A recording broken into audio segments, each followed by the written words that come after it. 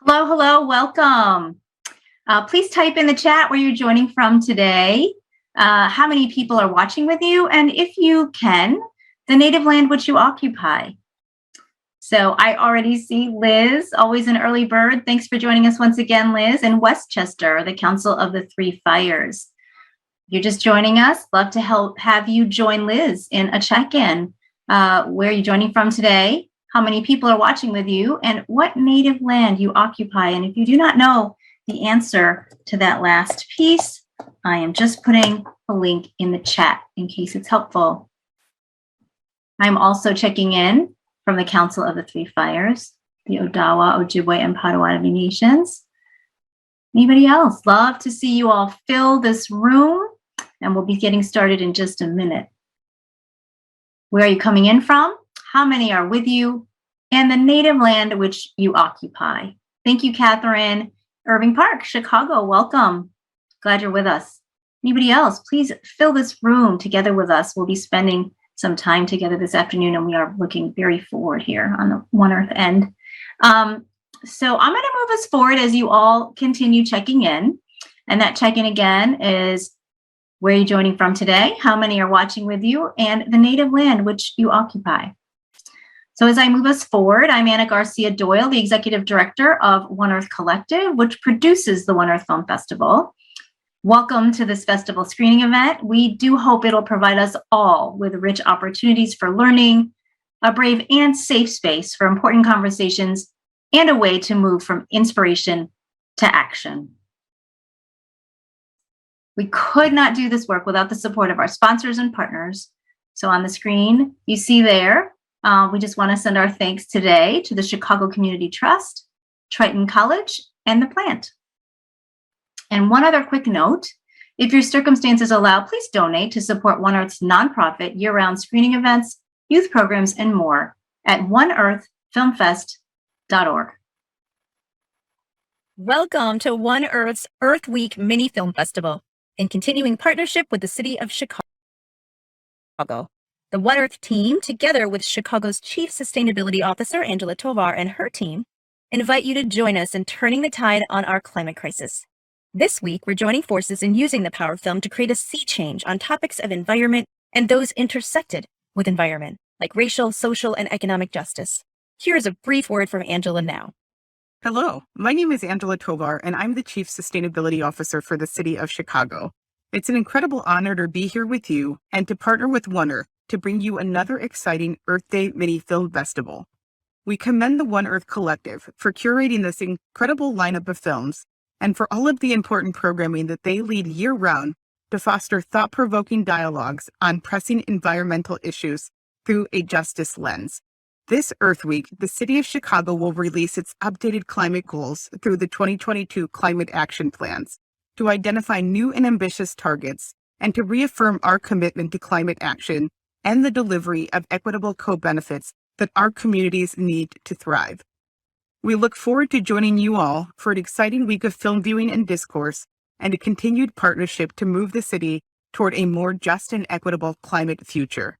Thank you. Thank you, Angela, for your words and for your continuing collaboration. As we celebrate the 52nd anniversary of Earth Day this week, we continue our hybrid fest format, presenting virtual and Chicago area in-person events. And we remain committed to our unique community-based model of raising awareness, engaging in dialogue, and being inspired to act on behalf of our One Earth. A powerful image and call to collective action in light of this year's festival theme, Turn the Tide, are the words of Japanese writer Ryanosuke Satoru.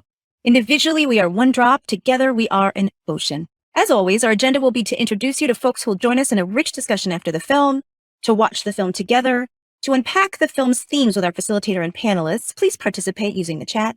And finally, to share actions we can all take to be part of the solution. I'd now like to make a few brief acknowledgements. First, as we reframe narratives around justice, environment, and equitable solutions to our climate crisis, we acknowledge the many filmmakers and subjects, facilitators, and panelists joining us this week. Thank you. Second, One Earth Collective is based in Chicago, the traditional homelands of the Council of the Three Fires, the Odawa, Ojibwe, and Potawatomi Nations, and home to many other tribes, including today, peoples from over 100 tribal nations. And yet there are no federally recognized tribes in Illinois, due in part to colonization, relocation, and genocide. One Earth commits to including films that center Indigenous stories and voices. Beyond acknowledging the native lands we each occupy, we must lift up and support the work of First Nations groups. If you're in the Chicago area, please support the important work of the American Indian Center Chicago, Indigenous Environmental Network, Shy Nations Youth Council, and others. And watch for Native Truths, Our Voices, Our Stories, an exhibition co-curated by the Field Museum and collaborators from more than 100 tribes, opening next month. A third acknowledgement. Shared agreements can help our conversation remain safe and respectful. When participating today, please put aside your preconceptions, acknowledge your privilege, internalize what you've learned, approach the conversation with respect, engage your active listening, and use I statements and get comfortable with your own story. A quick note before we meet our facilitator and program participants, please amplify today's voices on social media. The hashtags for the festival are hashtag OEFF 2022 and hashtag Turn the Tide. And now I'd like to turn it over to our facilitator to introduce themselves, the panelists, and our film. Hi, everybody. I'm Susan Lucci. I'm happy to be your discussion facilitator for today's event. As Anna just said, it's a hybrid event. So in addition to all of you folks logging on online from around the country, we're also accompanied by an in-person screening at one of Chicago's gems called The Plant, and it's in our Back of the Yards community. So hi to everyone from The Plant. We're hoping to hear from you in our chat as well. And here we are with our last film concluding our 11th annual One Earth Film Festival season. So I thought it would be really apt just to take a moment to pause, to take a breath, and just kind of do a little short reflection for yourself about what you've seen, what you've heard, maybe conversations that you've been involved in. Yesterday in my neighborhood, we had a really exciting community cleanup of the parks and lunch together, and it was just such a wonderful opportunity to be together and stand in circle and hear how uplifting it feels to get out and be engaged with community doing this work. So maybe you've discovered some new ways of thinking or feeling, or even new ways about engaging in this movement. Maybe you've also met new co-conspirators, or you've already taken some major steps together as community. Or maybe you're just waking up to the challenges that we face. However you are arriving, we're happy that you're here. And something that is unique, as I just invited us in just to take a pause and reflect a little bit on what is going on. That is how we stand out as a film festival, that we'll watch a film together, and then we will pause for some reflection and then engage in conversation that will hopefully move us to taking action. Today we have a unique and provocative film, and it's actually the Chicago area premiere of Mottainai Kitchen. And I have three amazing panelists that I want to just briefly introduce to whet your appetite, so you be sure to stay with us after the film, which is about 90 minutes long. So first, I'd like to welcome to the virtual stage Carolee, Kokola.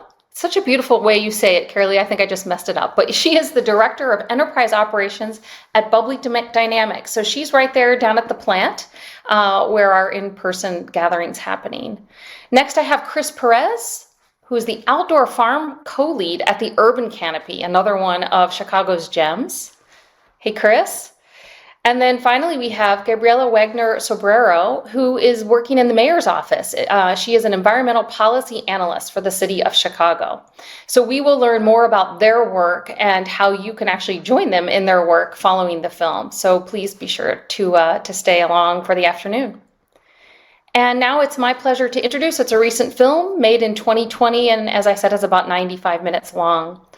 Mottainai Kitchen is a culinary road movie, tackling the issue of food waste and other environmental issues in Japan, and also searching for sustainable solutions. The film follows filmmaker and food activist David Gross on a mobile kitchen as he explores the fascinating Japanese concept of Mottainai, which he discovers means don't waste anything that still has value. On his journey to finding solutions to Japan's food waste problem, Gross meets local chefs, scientists, farmers while creating tasty recipes for a zero-waste kitchen revolution. Mottainai Kitchen is a film that combines purpose and fun, whetting your appetite for a sustainable future. So I think we have a short video from the plant before we settle in to see our film. Hi, my name is John Abel, and I'm the director of Bubbly Dynamics. The founder of the plant. We're here today in a facility that's a living laboratory for closing loops, working on taking the output of one process and making it the input of another. It's all about working within the waste stream. I'm excited to be part of the audience for today's screening. This is very important work. Thank you. Oh, thanks, John. And it is a gem in Chicago. If you are visiting or you live here, please make sure that you get there. And also, my bad, Triton College is also joining us virtually.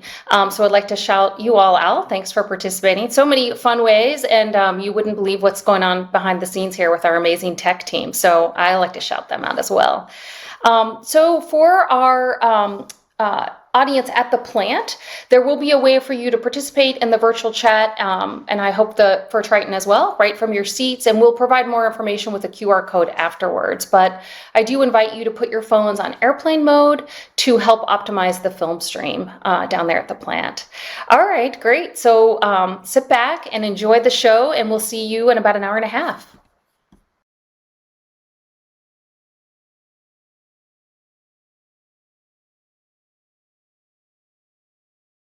Welcome back. Whether you're dancing or eating or still grossed out over those crickets, we welcome you back into our conversation. To our in-person audience members at the plant, you can scan the QR code that will be put up after we finish running these credits. To join the chat, we'd like to have your voices and everyone's to be part of the discussion. So if you're at the plant, you could put a TP in front of your name when you join the chat. And for other folks, you can just go ahead and use your name. There's your QR code. So I'll give you a moment to do that, and other folks just a moment to think about this, just to take a pause and a deep breath and reflect on what you just saw and heard. Maybe something's moving you. I hope lots of somethings are. And if there is a particular image or person or line that really resonated with you, could you pop it into the chat right now? And we'll just take a few moments to let you put your voices in the chat. And then after that, I'll bring our panel in. So what really resonated with you? Michelle says, we're still talking about what we can and cannot eat in the chat. Maybe the ramen if I didn't know what it was. So is there a particular image or scene? I think it's going to be a long time before I let go of the Mottainai grandma eating the wild plants. She really touched me. Other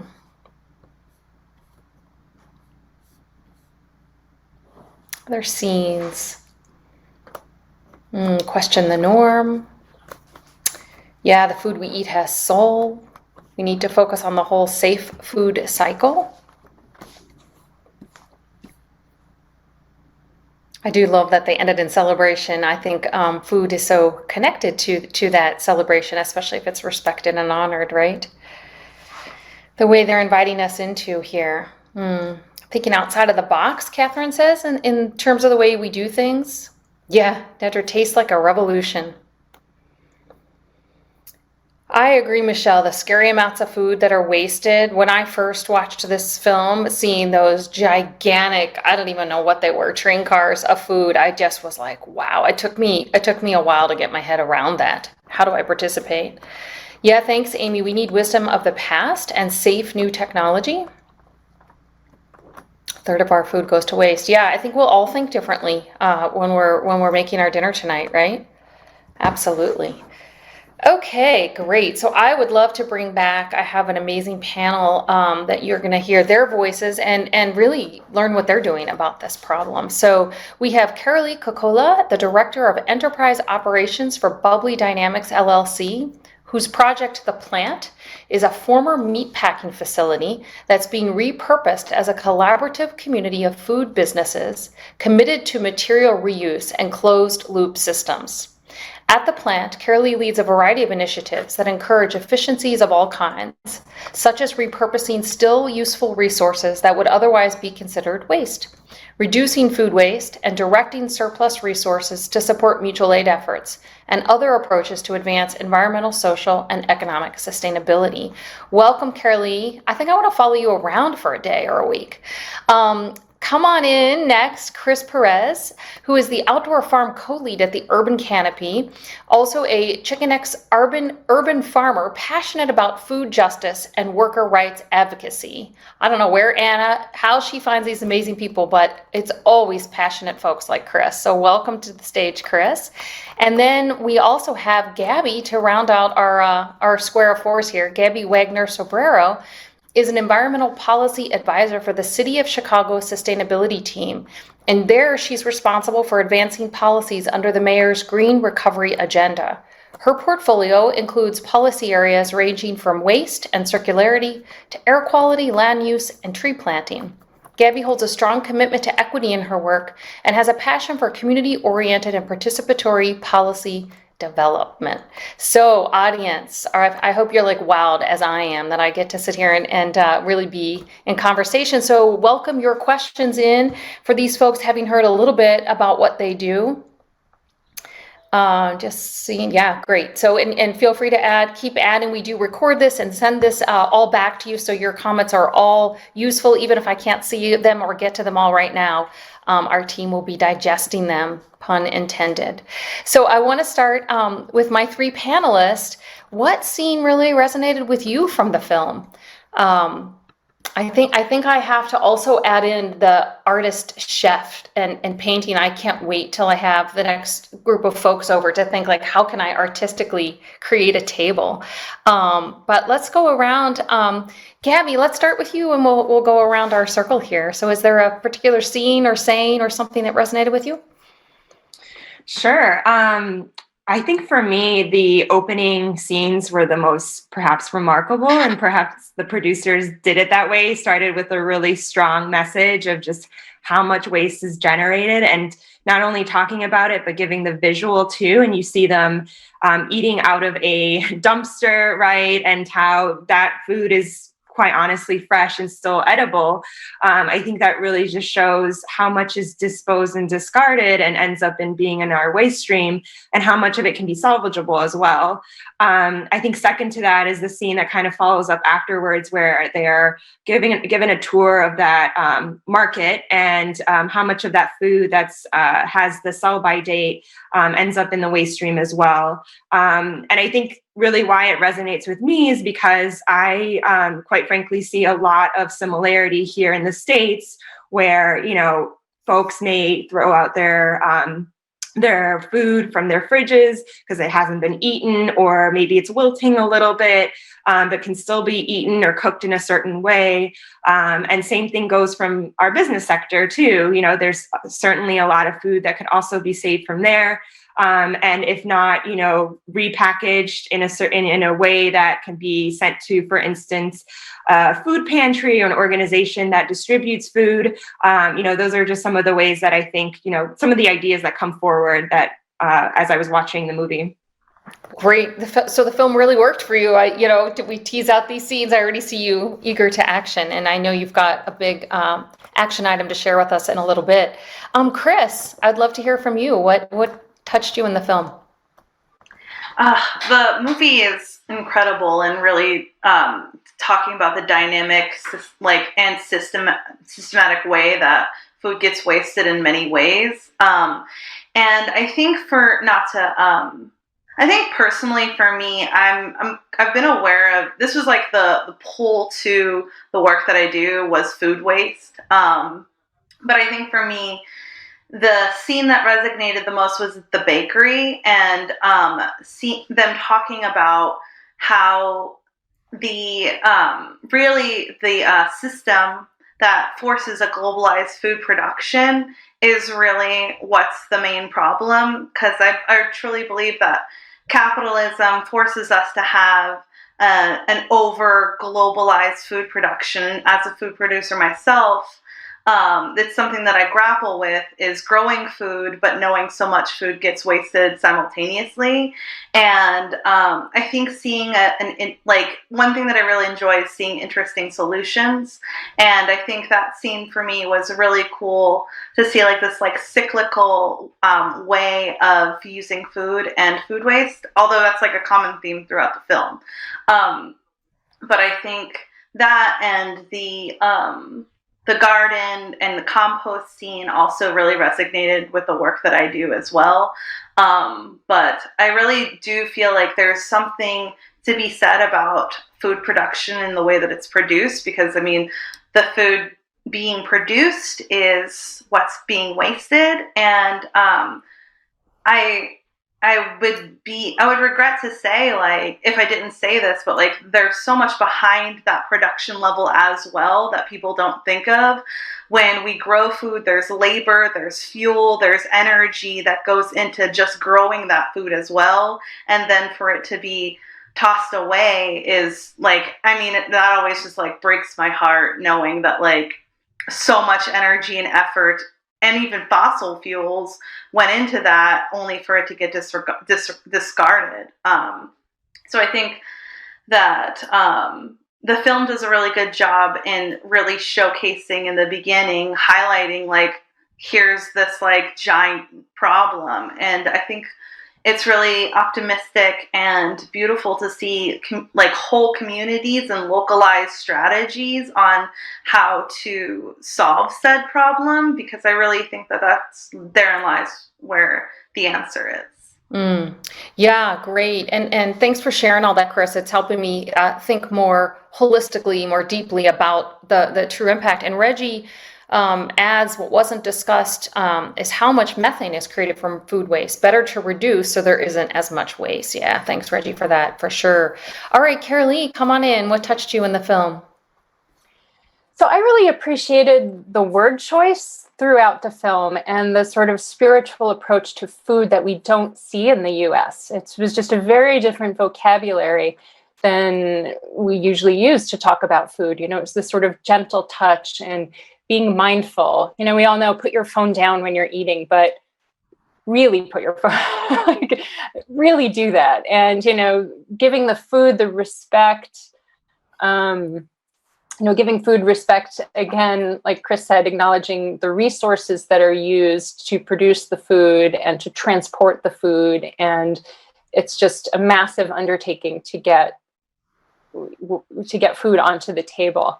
I think also in the fast consumer society that we're in here in the US, there is less of this connection and connecting the dots of food being a true resource, because it does seem like, yay, I'm just going to shovel something down and move on to the next. And when we slow down and sort of give it that slow food approach, where we really give respect to ingredients and sort of honor where it came from, I think we get to a different level, and that really helps us reduce and perhaps choose a higher quality product to actually consume. Yeah, great. Thank you. I want to ask you each just a little snippet about the role of David's playfulness and his cheerfulness throughout the film.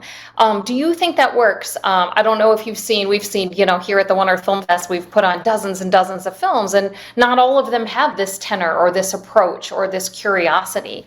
So just a little bit from each of you. Do you think his approach works? Does that resonate with anybody to answer? We can go around again if we want. Carolee, shall we start with you? Does that resonate? I think generally, yes. There were some points in the film where I felt like it was maybe a little bit of a misstep. In particular, the sidebar about plastic waste did not feel like it had the gravity that I felt. Because even in those opening scenes where the convenience store food was being taken out, I wasn't just looking at the food. I was thinking, oh my gosh, look at all these plastic containers that now need to be emptied, and off they go. And I guess I'd be curious to know a little bit about the plastic recycling technology that was referred to, because here in the US, conventional practices, plastic just cannot be recycled that effectively. It's typically plastic is downcycled into a product with lesser value. I mean, I definitely got it, how many packets, and I definitely had the same thought, but it's really, well, how do we solve the problem? If there's 7 packets of plastic in your lunch, don't buy the lunch. You know, like, wow, that kind of blew my mind, just the amount. And again, the tone felt a little bit off to me in that segment in particular. Okay, thanks for adding that, Carolee. Yeah. Gabby, anything to add to that? Just about as we think about these big issues, how do we deliver the message? Did it work? Yeah, and I appreciate your response, Carolee, to the question, because I had a very similar reaction to that part as well. I think in sort of a similar vein, I think to answer the question more directly, I think having the playfulness component does make it a lot easier and more fun to watch, right? And so it was definitely, my attention was definitely, there throughout the whole film, which was great, because I didn't feel like I was also being talked down on, which some documentaries do, where, there's this like clear agenda and they're really pushing that agenda or that message forward. And sometimes you feel like, and not in this, film, but sometimes you watch those kinds of films and you feel kind of bad about yourself, and you're like, oh God, that didn't make me feel good. But this one felt a little different because of that playfulness. Again, I think going back to the response of like the spirituality and sort of the gratitude that's really embedded in and weaved into the story, I think makes it a lot more enjoyable to watch. There is a part that I wish, similar to Carolee, I wish that they had gone more into is notions or sort of the experience of food insecurity. I know that there was a scene where the kitchen is brought to a community experiencing homelessness, but I think, talking a little bit more, not every person that goes through food insecurity, right, is homeless as well. And so, here in Cook County, 1 in 7 people will experience or are experiencing food insecurity. So, what does that look like? How does, what does food waste look like in that regard? How do we prevent, the whole notion of throwing food away and instead, redistributing some of that food that could actually be feeding people? So, just one of those things that I wish they had maybe gone into a little bit more. Yeah, that's a really great point, Gabby. And I think that's something that we do really well in Chicago, or are doing better, I should say, if we start to look at maybe the cultural lens and what we know that's happening locally. Chris, anything to add on that point?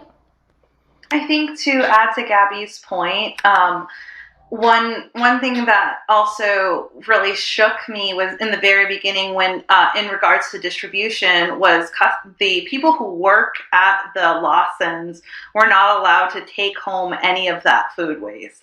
And I think distribution of waste is a really interesting conversation to have here, because there is, we witness so much waste and we witness so much insecurity of food, and for most businesses, it's better for them to throw that away than to actually give that to people. And I think it would be cool to see more, like, I think it would have been nice to see a little bit more of that, like, I don't know.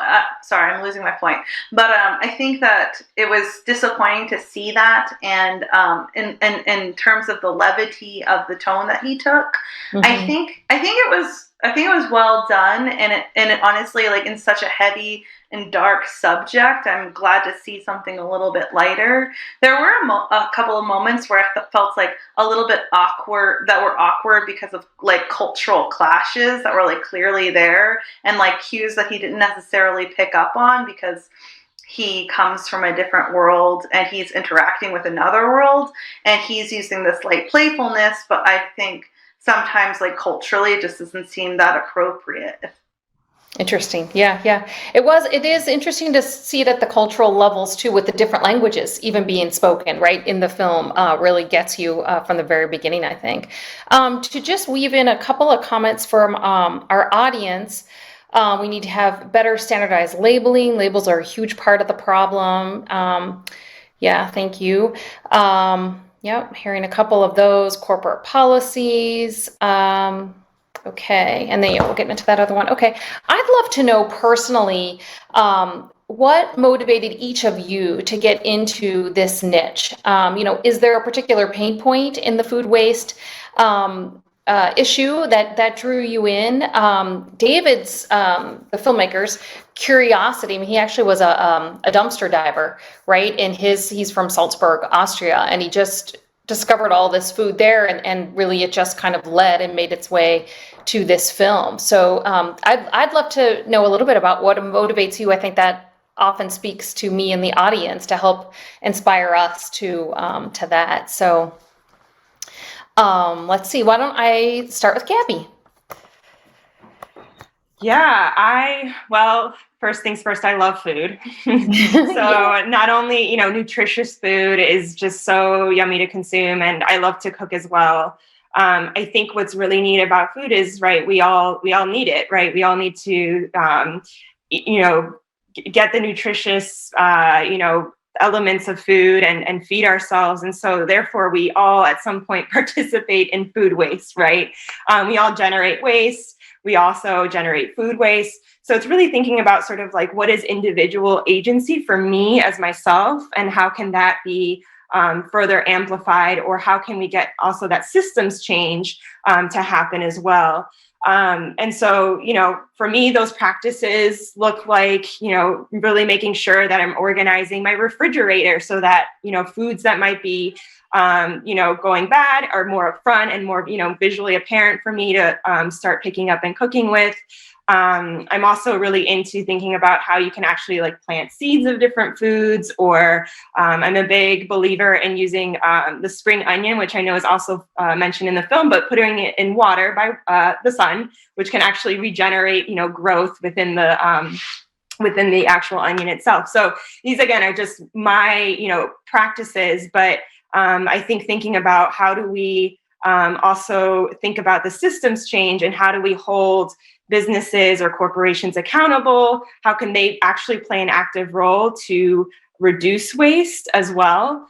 Because there are certain, actions that they can take as well. And how, in my role, in the mayor's office, how do we, pass policies? How do we make it so that both businesses can have that agency in waste reduction, and really just create a more sustainable future, not just for our city, but really as just like players of the global, ecosystem. Wow. Yes. And we are going to hear about that more in a little bit, how Chicago's leading the way on that front. Chris, what motivates you to be you're a grower, right?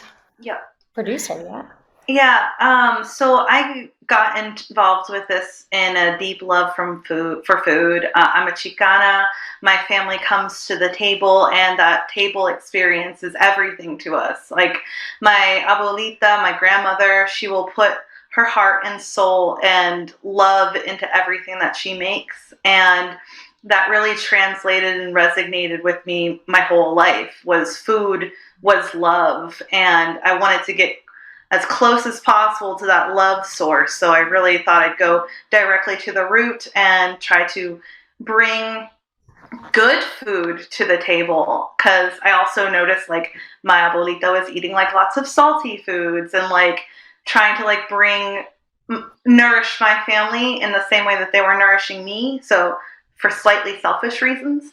But also, I mean, as I got more deeply involved with this work, I just felt like planting a seed was more than just putting, a little guy in the ground, but it actually felt actively revolutionary to me. I was actively changing the environment and seeing the world change around me. And to share that with people, and to share that knowledge with people, was an incredible gift. And to see that then get wasted is just immediately heartbreaking. So I began to study a little bit more on soil and soil restoration, which led me to composting, and really understanding that the uses of these little lives that were like this little life that it was bringing, and then it was then getting discarded. Like I got my family to like start putting their food waste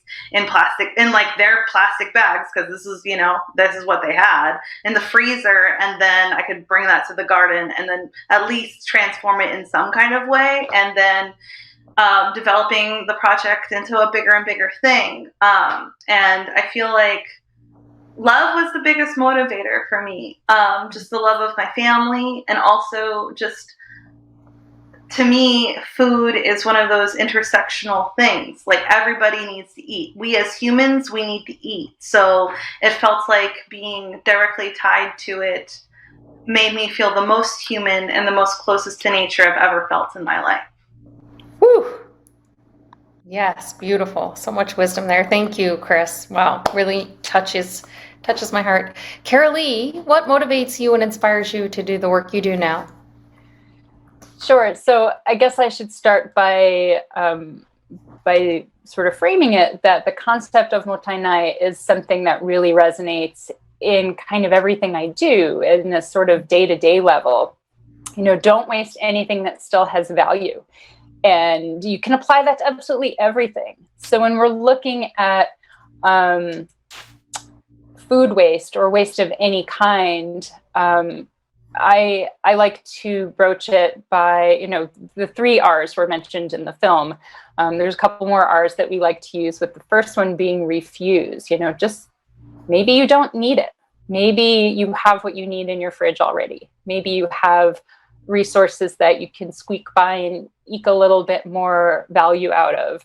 Or, you know, we have a business at the plant that Closed Loop Farms that does a fantastic job at really looking at what other places might consider waste. So they do a lot of fermentation and dressings and pickling, and just like, how do you extend the life of what you already have?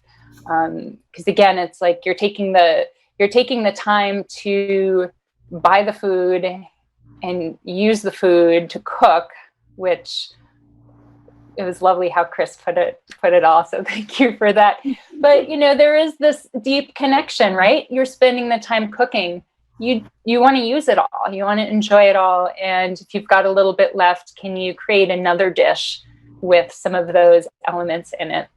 I always appreciate that. Well, what's the next thing you do with that ingredient? You know, how to, you know, on day 3 of something cooked, how do you make it a little bit different, a little bit more fun? Great questions, Carolee. Yeah, love it. Yes, you do seem like a walking embodiment of Mottainai. Beautiful. Just a couple comments from our audience. Nidra says, I was also inspired by the baker and artist chef. Is their work being done on ethics and aesthetics of how we view not just food, but change? There was so much focus on expanding awareness and mindfulness, and this is so inspiring. Yes. Catherine says she has a straight up panic attack when she opens her mom's fridge because there's so much in there.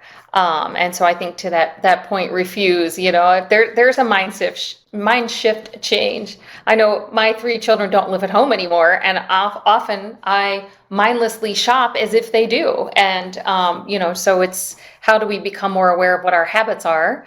And I think be more intentional, respectful. So let's move into action so we can, the audience can learn more about your work in the world. And if it makes sense to weave it into the film, feel free, but let's dig into that. So, Carolee, there is a brewery there, and you also at the plant as a food production facility. So I think folks are looking to see, you know, what are the processes that you have there to deal with waste. What can we learn from what's happening there? Yeah, so here at the plant, we have about 20 small food businesses producing a variety of products from chocolate to beer, kombucha, vegan frozen gelato. We have a coffee roaster, we have a cheese distributor, and we have 6, I want to say, indoor or outdoor farms that produce everything from lettuces to microgreens to herbs, wheatgrass, you know, from the urban canopy as well.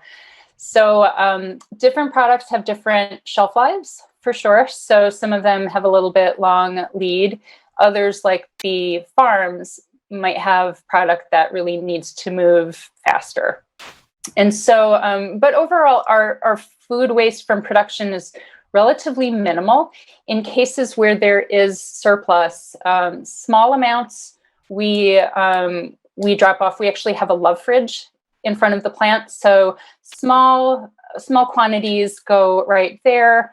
Sort of any kind of mutual aid activity that can get the food to people who need it is something that we look to connect.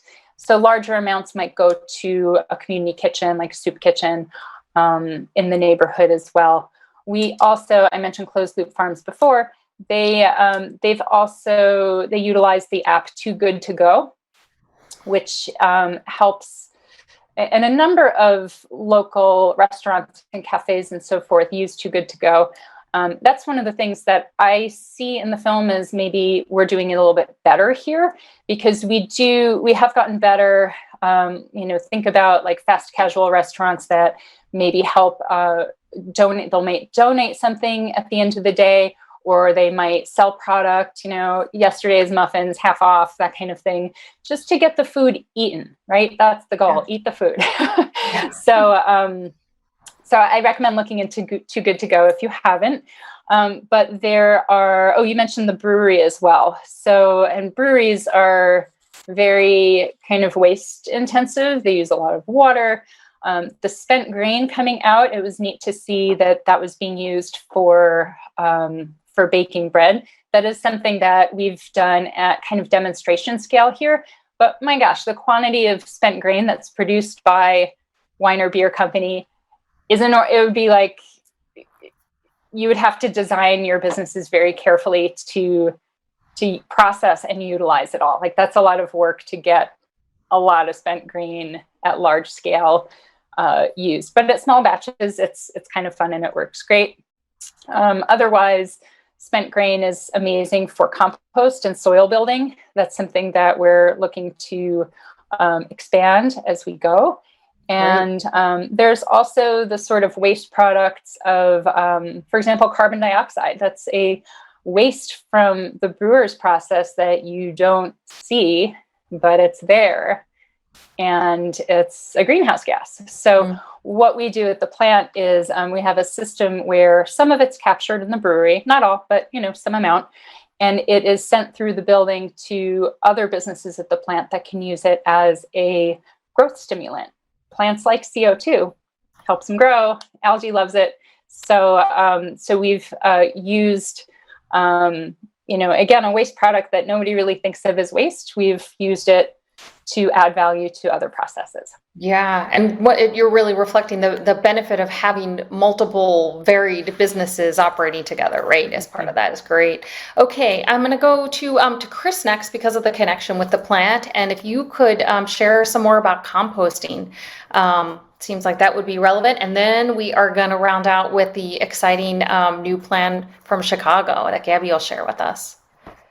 Yeah, Urban Canopy is involved with a lot of different projects inside our org. We collect compost from hundreds of homes a day, and we have a direct connection with organics to help make that into healthy soils, and I get to utilize it. And we also have a food production end, two levels of production. We have an I-farm, which is an indoor farm that supplies wheatgrass. And we have a outdoor farm, which is the farm that I co-lead with my co-partner. And we grow food for our food production. Our food production is grown for our various distribution methods through. We have this thing called ALUXA, which stands for a local unified CSA, community supported agriculture. Sorry, I'm getting tongue tied. But that is one thing that I really I find really like a good solution or a strong action is to like building a local food system. I think that creating a local food system and having and understanding problems that a local need is really important, because my neighbors are going to have different issues than your neighbors. And I think that understanding the needs of a community really comes from talking to people and being well aware of the issues around that. Like, for example, food waste, not having a means to collect food waste could be a big problem for one neighborhood, and then having a lot of food that needs to get used for a lot of food that could be a lot of food that could be potentially used for processing. We also have a processing kitchen. I'm sorry. Wow. We do a lot. Yes. But for example, though, like having an excess to, I have too much of one, like oranges, like that's not going to be necessarily great for compost. How can I turn that into a different solution that it won't get wasted? Donate it to a processing kitchen and you get marmalade. So I think understanding the different needs Absolutely. of communities, and understanding my biggest thing is always just talking to your neighbors and understanding the local problems at a local level, and then building local solutions, because I really believe that change begins at the root of it. Yeah. Wow. Boom. Beautiful.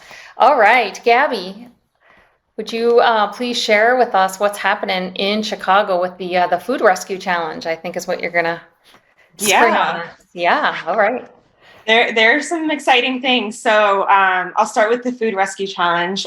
So the city of Chicago is actually a partner of NRDC's, so Natural Resource Defense Council's Food Matters initiative. And so in that initiative, the city has signed up itself to conduct a food rescue challenge. Now, food rescue challenges are actually more typically seen with restaurants or hospitals, just sort of, facilities that generate a lot of food waste. And they're set up in a way so, that partners or contributors to the food waste system will challenge themselves to reduce waste. So for Chicago, we're actually doing things a little bit differently and doing the challenge within our film sector. So Chicago is a hot spot for a lot of film production and companies to set up shop and film in the city. And so we've partnered with our Department of Cultural Affairs to launch a food rescue challenge with film partners. So they will be signing themselves up and working with our third partner, Replate, to essentially reduce the amount of food that they cater in most cases. So it's a lot of menu setting, it's a lot of teaching and ensuring that those that are on set that set the menu and that order food for their production do so in a way that is sustainable, and really just trying to reduce the amount of any kind of waste that gets or uneaten food, I should say, that gets generated after a meal. And then the second piece is to use some of that food that otherwise could be repackaged and still consumed, and actually sharing that food with a food pantry or food organization that distributes food for individuals experiencing food insecurity. The benefit of kind of participating in this challenge, or kind of an incentive, you want to call it at that, would be a formal credit from the city, almost like a stamp in their end credits, that they could say, this film, this, TV show, whatever it may be, was a part of the food rescue challenge. And so we're hoping to just really have a conversation with the sector of film, in this case, film, that oftentimes isn't part of challenges. And Chicago would actually be the very first city to do this kind of program or project within film. So that's really exciting for us. And what's really also been helpful through this, sort of soliciting participants and the conversations that we've had with them is film production, companies, they actually really want to do this work. It's just a matter of actually having the help and know-how to do it. It's not formally embedded in their operations. That's something that I think we're all hoping to change. But in the meantime, really thinking about how the city can actually help play a helpful and supportive role in really getting some of these production companies to do some of this work and mitigate waste. There are a few other things that I also want to share that I think folks will really find exciting. So part of Chicago's recovery plan, there's a $6 million ticket item for micro hauling. And so this would essentially be piloted in our South and West communities. And the Department of Streets and Sanitation would be partnering with a waste hauler to haul organic food scraps. So food scraps from your kitchen, these would be coming in and be composted. The second thing is a community composting pilot, which sounds very similar to the micro hauling, but the community composting pilot will be in partnership with 5 community gardens with neighbor space. And this would essentially allow folks from within the surrounding community to drop off their food scraps at these gardens. So those are just, some of the initial steps, right? They're small in scale, they're still pilots, right? But ideally we would learn from the experience to then be able to scale up and, provide more of this opportunity to other parts of the city. Wow, I was going to ask that. And you're just making Amy Bartucci's day. She is like, this is so exciting, even better news. And thanks, Amy, for sharing all those links. Thanks, Gabby. Wow, it is really exciting. And you will, not to worry, audience, we will send so many resources and links your way. So stay with us in the conversation for a few more minutes, and then you can be busy with those resources. John does have a question. For those who struggle with cooking their own meals or maybe can't cook every meal of their day, how can we push restaurants into more sustainable, eco-friendly takeout options? What practices can we do to limit our waste in takeout? Anybody feel inclined to touch on that one? On my panel? It's a good question. Yeah, Carolee. I mean, a little bit is that it's still not as easy to use compostable packaging. The price point's a little higher. I get it. Margins are really thin for restaurants. So it's sometimes easier to use styrofoam or single-use plastic. It's frustrating. I feel like the new policy for doing where you have to opt in for your utensils has been great. It's still hit or miss, but it would be nice to see incentivized to use compostable packaging. Some restaurants, if you're doing takeout and you actually physically go into the restaurant, you can request it for here and just bring your container. They won't put it in a container themselves, but if you bring your own kind of glassware, Tupperware kind of stuff, you can oftentimes do that. That's a very geeky trick that I've done before, but it's a lot of work. It's a lot of work. Even just if we carried something with us. I mean, a lot of us are practiced now to carry our reusable bag. So even so, we're not wasting food when we go out, right? If we had our own container to take home what we don't eat. I love that, Carolee. That's really great. Exactly right. And for coffee cups too, I feel like coffee shops have gotten more amenable to that in the past years. Even with COVID, where in the way past, they would look askance if you brought in your own coffee mug. Yeah. Wow. Well, great. I would wish we had 2 more hours because I have so many questions for you, but I want to move our audience to action. And I also, my stomach is growling because all this talk about food is reminding me it's close to dinner. So at least here in Chicago. So we like to invoke the spirit of our wonderful National Youth Poet Laureate when we talk about action. That's Amanda Gorman. And in her beautiful poem, Earthrise, she says, there's no rehearsal. The time is now, now, now. Earth, pale blue dot, we will fail you not. So I'd love to do another round with each of you on our panel, just, a top action. And we are going to have a slide with all of these action items coming and follow up with emails. But I'd love if each of you could just touch on maybe an invitation to folks, or what you think, having had this conversation, is a great next step. So why don't I start with you, Chris? I think a good beginning action, and also to take away from the film.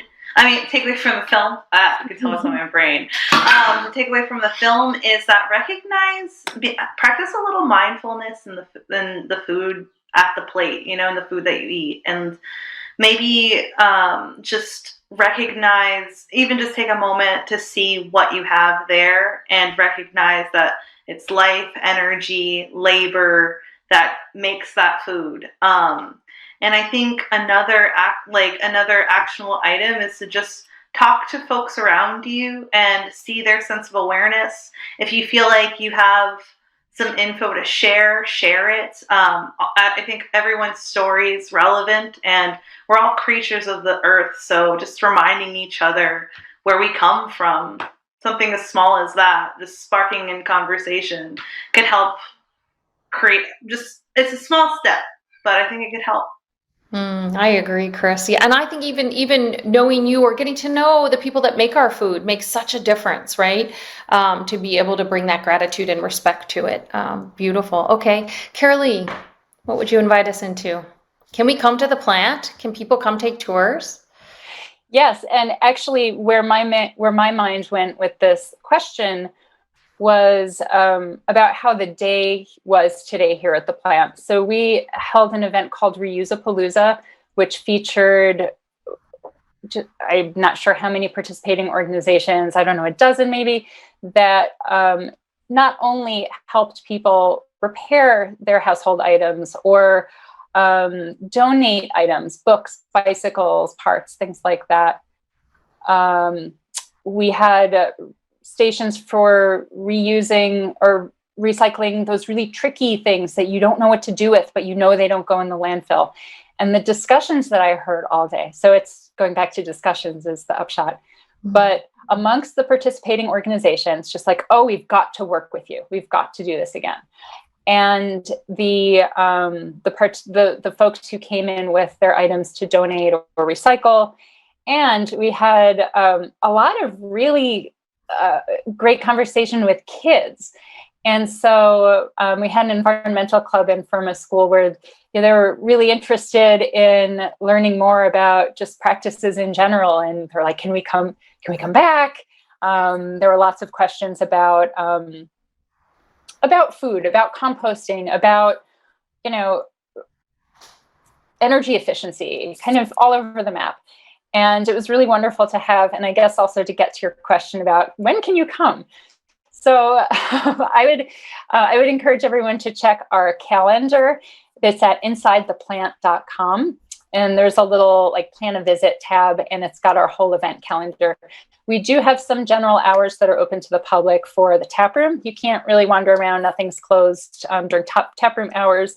But we do also have facility tours at 2:00 every Sunday.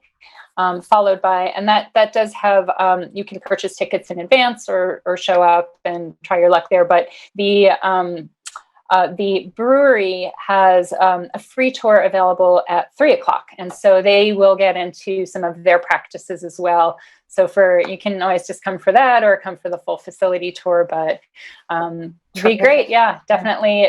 I really enjoyed being there opening night. Yeah, thank you. Yes. Poor Anna, I was throwing a little mini facilitator temper tantrum that I couldn't be there today for the closing. I said, are you sure I can't be there somehow? Apologies, Anna. All right, Gabby, what can you invite us into? How can we support Chicago's big plans? Yeah, I similar to the discussions, I think staying informed is really important as well. So our sustainability team at the mayor's office uses Twitter a lot to share the work that we're doing, and not just our work, but we also retweet, some of the work that our departments are working on. Sometimes Twitter, honestly, or social media is best, because not every sort of issue or project or agenda that we are working on gets issued a press release, right? So it's really hard to sometimes capture all of the work that we're doing. So if you follow us at Sustain Chicago, you can, keep track of the conversation that we're having, at least another part of. I think it's a really just helpful, neat way to be informed and kind of carry those conversations forward. Absolutely. And thanks for elevating the the soil of Twitter in that way, so to speak. Appreciate that. Well, great. I really appreciate spending the afternoon and evening with you three. Thank you for your time. Thank you for everything you do in our fair city, and I look forward to bumping into you out there. I've learned so much from you and just feel even more inspired. So thank you so much, each of you. To our audience, we will send an email in the next couple of weeks. Not me, our amazing team. They've got to be tired. It's been another long, thick week. But here you go. You can take maybe a screenshot of this. Look at this, all these different items in addition to what you were just invited into. So what I would love to know from you is if you're still with us in the chat, is let us know, are you feeling inspired to take action? Is there something, even if it is hopping on the Twitter feed, talking to your neighbor, going to schedule your tour at the plant, what's calling to you today? If you can commit to it, turn to whoever you're watching with and let them know, or put it in the chat. We'd love to know what your next step is. So I'll just take a moment to take a breath and see. Thanks, Amy. Yes. Can we give a shout out, fist bump, encouragement to the kids? Yes. Well, just to everybody participating. I'm so grateful. Dun, dun, dun. All right. I know I'm running over, so I need to go, but I would love to hear from somebody in the audience. So let's see if you could help us spread the word. You can tweet, post, or share about this. Telling stories that this work is happening I think it's what we need to make contagious, right? And our hashtags are OEFF 2022 and Turn the Tide, which was our theme. So I'd love to have you help us turn the tide here. Yes, great. More mindful eating and shopping. Thank you so much. Barbara, hi. Definitely going to sign up for composting with Urban Canopy, John says. All right, Chris, you've got another customer. Yay. Well, Chris was giving you some love. And of course, if you found value in today's event, we always accept donations to the One Earth Film Fest. And hopefully you'll put us on the calendar for next year. It is one of my favorite weeks and now months of the year. I have to say thanks to our amazing tech team. Garen, Aaron, everybody, I think Laurie's behind there today, everybody that's helping us out, Jen, and of course, Anna. And a huge thanks to everybody, all of you, for participating, whether this is your first film or you've seen dozens. We're really grateful for your presence. Great. And so let's see if there's anything else. Yeah, there we go. Thank you so much for the links. If you want to be in touch with Chris or Carolee or Gabby, I think they have so much more to share that we couldn't cover in our time. So feel free to stay in touch. Be well, everyone. Have a great week.